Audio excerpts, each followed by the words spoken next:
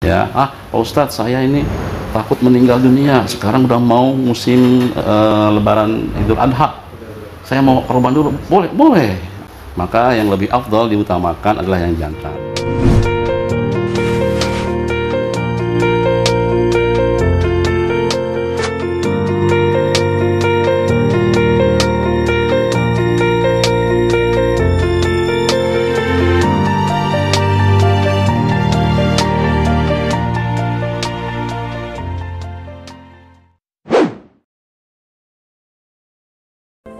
Sebulan lagi kita Idul Kurban ya, bulan haji. Nah, menurut Bapak itu kurban itu apa, Pak? Kurban itu adalah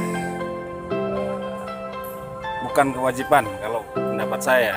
Itu adalah orang yang mampu, yang memang ada punya rezeki, disisakan untuk mengorbankan sebagian hartanya untuk bekal kita di akhirat. Kurban itu apa sih?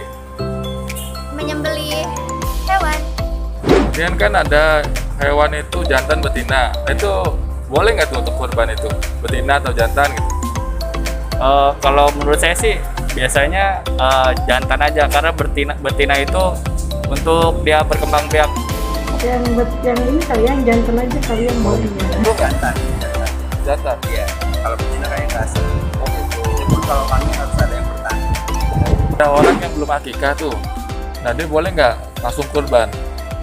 Kalau sepengetahuan saya nggak boleh, harus akikah dulu. Karena kan harus kalau belum akikah kan sama aja dosa masih ditanggung sama orang tua. Untuk istilah patungan hewan kurban bisa nggak tuh? Kurban bisa. Patungan boleh. Dari sedekah harian punya program namanya belajar kurban. Jadi sedekah minimal 25.000 itu nanti terkumpul dan dibelikan hewan, nanti dipotong di hari raya. Teman-teman siap nggak ikut program tersebut? Siap. Ya siap sih. Insya Allah siap. Salah ya. Halo sahabat sedekah harian, itulah jawaban dari teman-teman. Mau tahu jawaban lebih jelasnya? Tanya Ustadz yuk.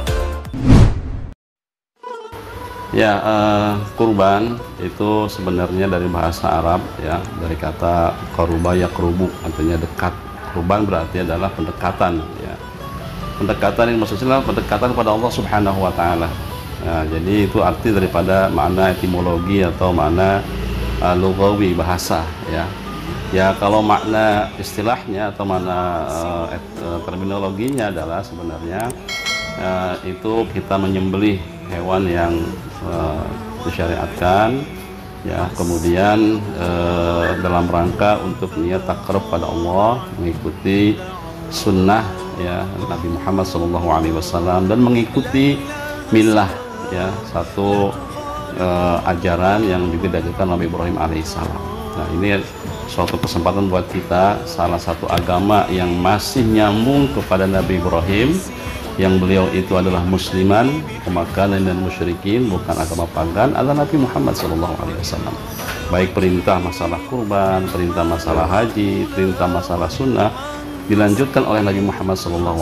Maka bagi kita yang punya kelebihan rezeki, alangkah indahnya jika kita melaksanakan ibadah kurban, karena sekaligus mengikuti ajaran Nabi Muhammad SAW dan mengikuti apa yang telah dilakukan oleh Nabi Ibrahim alaihissalam. Ya, kurban itu sebenarnya penting adalah memenuhi syarat, dalam artian adalah usia daripada kambing itu sendiri. Jadi permasalahan berkaitan dengan pertanyaan apakah dia harus betina atau wanita atau betina atau jantan, maka yang lebih afdal diutamakan adalah yang jantan. Namun boleh juga cukup dari segi umpamanya jenis kelaminnya betina ya, karena memang tidak semua, artinya kecukupan ketersediaan hewan yang berjenis kelamin jantan ya, pada saat tidak ada, dan mungkin juga kemampuan kita kurang, tetapi dia sudah memenuhi syarat, giginya sudah tumbuh, kemudian usianya sudah cukup, ya maka itu adalah sesuatu yang diperbolehkan. Ini setelah ulama mengatakan bahwasanya boleh pakai hewan betina ya asalkan secara usia, secara fisik itu memenuhi syarat dalam fikih. Walaupun lebih utama adalah yang jantan. Ya, setiap ibadah itu punya kekhasan khusus ya berkaitan dengan pemotongan hewan. Mungkin kalau saya bisa klasifikasikan ada tiga macam ya. Yang pertama masalah kurban, yang kedua masalah akikah, dan yang ketiga masalah dam ya. Kalau kurban ini waktunya terbatas ya, yaitu bulan Zulhijjah, kemudian ayam tasyrik tanggal 11, 12, 13 bulan Zulhijjah ya. Nah, sedangkan akikah ya itu bebas waktunya kapanpun juga ya, bebas kapanpun juga, tidak ada batasnya ya, walaupun disunahkan ya, umpamanya kita sudah usia 40 tahun atau usia 30 tahun baru mampu, dulu orang tua kita nggak sanggup, boleh akikah di usia itu, bahkan untuk orang meninggal pun tidak apa-apa ya. Nah, yang ketiga adalah dam. Dam itu pemotongan bagi jamaah haji yang melanggar ihram atau mengambil bentuk-bentuk tertentu dari bentuk haji yang 3. Nah, ini ya harus dipotong di tanah suci ya. Waktunya bebas. Jadi beda dengan kurban. Kalau kurban waktu terbatas, tempat di mana aja. Tapi kalau dam itu tempatnya khusus di Mekah saja, tapi waktunya bebas. Nah, akikah lebih bebas lagi di mana dan kapan saja. Nah, pada saat kita umpamanya diberikan rezeki oleh Allah Subhanahu wa taala, kemudian kita bingung apakah kurban dulu, apa akikah dulu. Dua-duanya sama-sama sunnah. Mana yang mungkin kita lebih tenang, silahkan ya. Ustadz, saya ini takut meninggal dunia, sekarang udah mau musim lebaran Idul Adha, saya mau kurban dulu. Boleh. Ada juga, Ustadz saya mau akikah dulu dah karena saya khawatir juga orang-orang pada akikah kita belum. Silahkan juga ya, mana saja yang mampu dan luang buat kita.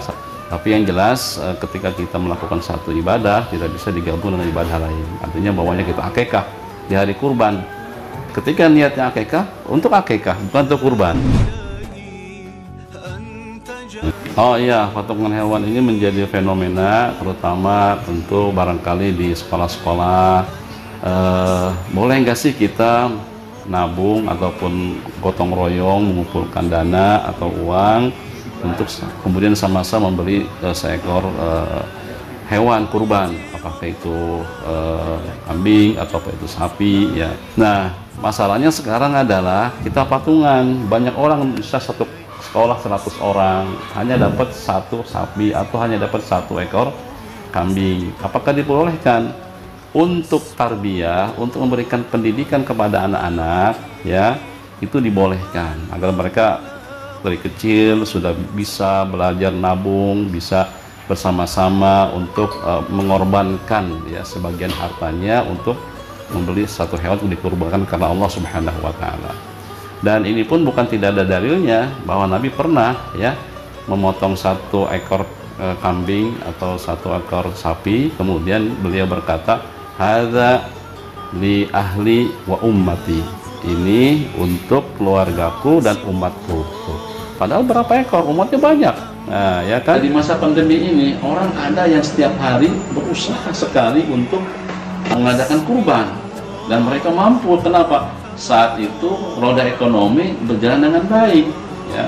Tapi sekarang pandemi dia merasa, gimana kalau ini saya nggak korban, gimana saya cuma uang segini. Nah, dengan cara patungan menjadi solusi bahwa sekarang semampunya untuk mengeluarkan istilahnya dananya bersama-sama dengan teman-teman lainnya untuk berkurban ya. Insya Allah ini seperti ini dibolehkan oleh agama karena ini adalah kebaikannya. Nah, alhamdulillah kita sudah punya wadah ya bagi kita yang biasa berkurban ataupun mau mencoba belajar kurban sementara dana kita mungkin masih terbatas dan kita bingung sebagian mungkin harus kemana. Nah, alhamdulillah kita sudah punya lembaga sedekah harian ya. Sedekah harian ini telah memfasilitasi buat kita yang mau belajar berkurban seadanya, sedana yang kita punya insya Allah nanti teman-teman dari sedekah harian akan mengelolanya, membeli insya Allah hewan kurban yang memenuhi syarat, dan mudah-mudahan dengan begitu kita sudah bisa berkorban walaupun belum bisa optimal seperti layaknya yang ideal, tapi kita sudah ikut di situ untuk berkorban. Mudah-mudahan semuanya bisa melaksanakan dengan mampu, dan tetaplah selalu berusaha bersedekah. Dan kita sudah punya lembaga namanya Sedekah Harian. Kawan-kawan kami yang berkecimpung sedekah harian begitu semangatnya untuk menebarkan kebaikan kepada umat dan kepada bangsa ini. Terima kasih. Assalamualaikum warahmatullahi wabarakatuh. غايتي ومناي لك وجه